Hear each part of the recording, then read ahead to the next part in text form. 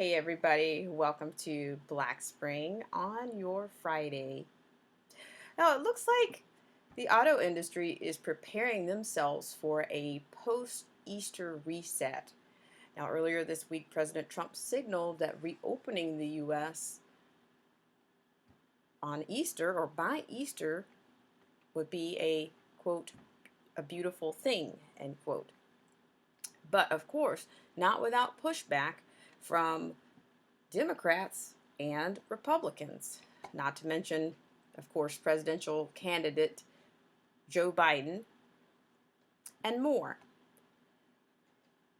So, with that said, I'd love to take you to our source for our story today, and that would be our very trusted source with the New American. I'd like to thank everybody for joining me here for this segment of Black Spring.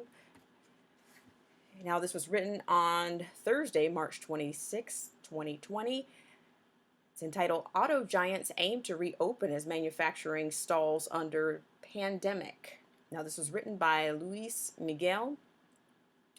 Ford is seeking to reopen 5 North American factories that were closed over pandemic worries. The automaker put production on hold at its North American plants last week amid pressure from the United Auto Workers Union, which raised concerns about the possibility of members spreading the pandemic by working in closed workstations. Brian Rothenberg, a spokesman for the union, said Thursday that the UAW is conducting a review of Ford's announced plans, quote, with great concern and caution, end quote. Ford aims to reopen its Hermosillo, Mexico factory on April 6th, followed by on April 14th by its truck and transit line plants in Dearborn, Michigan, Louisville, Kentucky, Cleveland, Ohio, and Kansas City, Missouri.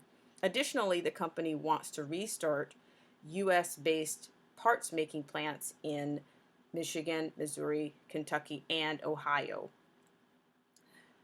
Ford assured it would introduce additional safety measures for workers, but provide details later. Quote, we will continue to assess public health conditions as well as supplier readiness and will adjust plans as necessary, quote, the company stated. Cole Stevenson, a Ford employee who works installing steering wheels at a pickup truck plant in Dearborn, said a 3-week time frame would probably be enough to ensure worker safety. Quote, if they researched up enough on how long the pandemic lives on surfaces and things like that, and they're doing their part to keep that at a minimum, I guess I'm not too inclined to worry, end quote, he said. Ford's planned reopen date is set for just after Michigan Governor Gretchen Whitmer's stay-at-home order expires at 11:59 p.m. on April 13th. Because car makers book revenue when vehicles are shipped to dealers, their revenue stream is largely cut off when production stalls. Together, Detroit's big automakers employ 150,000 unionized factory workers. Fiat Chrysler wants to restart operations April 14th, while Toyota seeks to open up shop on April 20th. Ford employs approximately 56,000 UAW workers. Some members of the union have expressed fear of being infected with pandemic and taking it back to their families. 2 Fiat Chrysler union workers from the plants in the Detroit area and Kokomo, Indiana, reportedly died this week from complications due to the pandemic, though it is not clear whether they caught it at the factories or somewhere else. Most people experience only mild to moderate symptoms from the pandemic, including fever and cough, and go on to recover in 2 to 3 weeks. People with compromised immune systems, including the elderly, have been shown to be at risk of more severe infection, resulting in pneumonia or even death. Honda said Thursday it is also pushing to reopen its American and Canadian plants on April 7th. The Japanese car manufacturer suspended production Monday and had initially planned to restart on March 31st. It isn't just American factories that have been put on hold. Italy this week put most of its industry on pause in an effort to contain the pandemic after more than 2 weeks of a countrywide shutdown. The Italian government expanded mandatory closure of non-essential businesses to heavy industry in what is the Eurozone's 3rd largest economy and a major exporter of machinery and textiles. Italy currently leads the world's pandemic death toll with 8,165, surging past China, where the pandemic originated. Industrial lobby Confindustria estimates 70 billion to 100 billion euros a month of national wealth lost if the closures go through as expected. Quote, "We are entering a war economy," end quote, said Confindustria President Vincenzo Boscia. Eric Nielsen, chief economic of UniCredit Bank, expects the Italian economy to shrink anywhere from 5% to 15% this year, and that's not only assuming a recovery toward the end of 2020, but taking into a 25 billion euro aid package and a 350 billion euros in credit lines. Meanwhile, the Italian Treasury estimates a 5% to 7% GDP hit on the nation's economy related to pandemic response measures. Quote, "The economic consequences of the suspensions could be insurmountable because the continuity of companies is being interrupted for a substantially underdetermined period," end quote, wrote Confindustria's Business Daily, Sole 24 Ore. Among the companies now forced to cease their operations in Italy are Fiat Chrysler, along with tire maker Pirelli, Luxottica, and the world's largest eyewear manufacturer whose brand includes Ray-Ban and Oakley.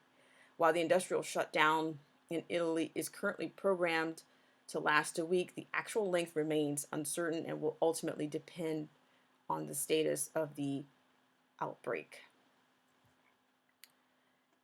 And yes, ladies and gentlemen, that comes from our very trusted source, the New American. And just a bit of my tag here. It's pretty convenient when it comes to the Democrat governor leaderships, which seem to be from the East Coast to the West Coast, referring to the president signaling as misleading and also mentioned concerns of not having bent the curve. But it's also pretty convenient that the Democrat leadership in the House of Representatives, Congress-wide, are interested in huge bills, government loans, and grants in a crisis in which many of their own states' governors actually have some of the country's highest taxes, homelessness, and many more policies that suppress their state's health and their state's welfare. And so you got pushback, of course, from the left. Also, even interesting, on another interesting point, I find it interesting that the Republicans don't appear to be concerned about how much they are spending or how much is being appropriated for this crisis, but they're showing more concerns about what's actually in the bill. Now, what do you think? Let me know what you think in the comments. Do you think maybe both sides of the aisles are leading more towards socialism? Are you curious about why there's more resistance from the Republicans? Or what exactly do you think we're seeing? I'd love to hear your comments and concerns in the comments. Also, if you can hit the like button or the subscribe button. And as always, if you can hit the subscribe bell so that you can get all notifications for panels, videos, updates, and much more from Black Spring. And with that, I'd like to thank everybody for joining me on this segment of Black Spring. Have a great day.